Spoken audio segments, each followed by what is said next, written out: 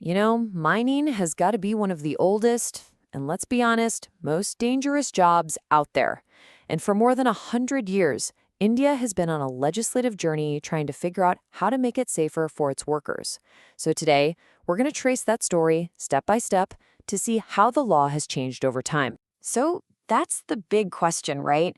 How does a whole nation even begin to tackle a problem like this?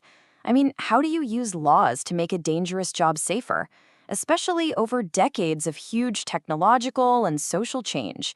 Well, it's a story of slow, really deliberate progress, starting with the most basic rules and building up to the complex code we're looking at today. Okay, so our journey is really going to follow four key moments, four landmark pieces of law. We're going to start way back with the early acts in 1901 and 1923, then jump to the big one, the 1952 Mines Act, which is still in force today. And then we'll look at what's next, the big Occupational Safety, Health, and Working Conditions Code from 2020. All right, here's our game plan. First, we'll lay the foundation with those early laws. Then we'll dig into the act that's running the show today. After that, we'll check out the new code that's waiting in the wings. And finally, we'll just take a step back and look at how this whole landscape has evolved. Okay, so every story has a beginning, right? And for India's mines, the first real attempts at regulation kicked off in the early 20th century. Now, those first laws aren't around anymore, they've been repealed, but they really set the stage for something much bigger that came along in 1923. This 1923 act was a real turning point, a huge deal. Think about it. For the very first time, it created a formal safety structure where there was basically nothing. Suddenly, every mine legally had to have a qualified manager. Government inspectors were created. And, this is so important, serious accidents had to be reported, so the authorities would actually know what was going on. It also put the first ever limits on how many hours people could work. And this is where you really get a sense of just how different things were back then. Now, for its time, the 1923 Act was actually pretty forward-thinking. It banned children from working underground, but look at how they defined a child. Anyone under 13 years old.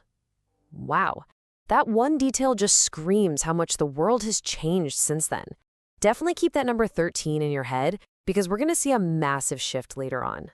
All right, so fast forward to after India's independence. It became really clear that a new, much more thorough law was needed. And that's what led to the Mines Act of 1952. This act got rid of the old 1923 one, and, with a bunch of changes over the years, it's still the main law for mine safety in India today. The 1952 Act was a huge leap forward. It wasn't just about preventing accidents anymore. It was about the overall health and well-being of the workers. We're talking about basic human dignities, like mandating clean drinking water and proper latrines. It also meant larger mines needed first aid rooms, and formal investigations into deaths were no longer optional. They were mandatory. But here's the real game changer. For the first time, inspectors were given the power to completely shut down work if they saw something was immediately dangerous. The act also got a lot tougher on working hours and conditions. The work week was capped at 6 days. Maximum hours were slashed down to 48 per week. And for the first time ever, overtime pay was legally set at double the normal rate. Plus, workers were finally guaranteed paid annual leave. I mean, these are fundamental workers' rights being written into law. Okay, remember that number I told you to keep in your head? 13 from the 1923 Act? Well, thanks to an amendment in 1983, the minimum age to work in any part of a mine was raised to 18. 18! No exceptions. That jump from 13 to 18, that's 60 years of changing social values and a massive shift in how we legally protect children, all summed up in one number. The 1952 Act also put some really significant, long-standing restrictions in place based on gender. It flat out prohibited women from working underground. Period. And for any work they did above ground, their hours were limited to the daytime, between 6 a.m. and 7 p.m. Now, this is another one to watch, because this rule is about to get a major overhaul. And that brings us right up to the modern era. In 2020, Parliament passed the OSW Code. That's the Occupational Safety, Health, and Working Conditions Code. Now, it's important to know it's not actually in force yet, but its whole purpose is to take dozens of old labor laws, including that 1952 Mines Act, and roll them all into one single modern rulebook. Just look at this side by side. This is probably one of the biggest social changes in the new code. That complete ban on women working underground or at night, gone. The new code says women can be employed in any part of a mine at any time as long as two things happen. They have to consent to it, and the employer has to make sure there are proper safety measures in place for them. You know, the new code also changes the actual title of the regulator. The inspector is now called an inspector-cum-facilitator. And this isn't just a fancy name change. It points to a whole new philosophy. They're moving away from an official whose only job is to find mistakes and hand out fines to someone who is also supposed to advise employers and actually help them follow the law. The 2020 code brings in a whole bunch of other modern updates too.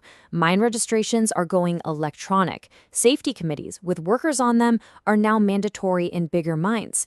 The fines for breaking the law are way higher, and it brings in things like pre-employment and regular medical checkups for everyone, all paid for by the employer. It even has a system where some offenses can be settled with a payment, and that money goes straight into a social security fund for other workers. Pretty neat. So when you take a step back and look at this whole 100-year journey, you see this really clear pattern of evolution, right? It's a move from just basic control to focusing on worker welfare and bringing everything into the modern age. You can really boil this whole century of progress down into 4 main stages. It started with the absolute basics, the foundation, things like management and inspections. Then it moved into regulation, setting clear rules on who could work and for how long. From there, it evolved to focus on welfare, health, safety, and benefits. And now we're heading into an era of modernization, driven by new technology, changing social norms, and a totally new way of enforcing the rules. You know, in the end, I think this quote from the 1952 Act really sums up the whole point of this entire journey. Across all these years, the challenge has always been the same, trying to find that perfect balance, regulating the industry to keep people safe while they're doing one of the nation's toughest but also most essential jobs. So this 100-year journey from the 1923 Act all the way to the 2020 Code really proves one thing. Safety law can never stand still. It has to keep evolving. Which, of course, leaves us with a big question to think about.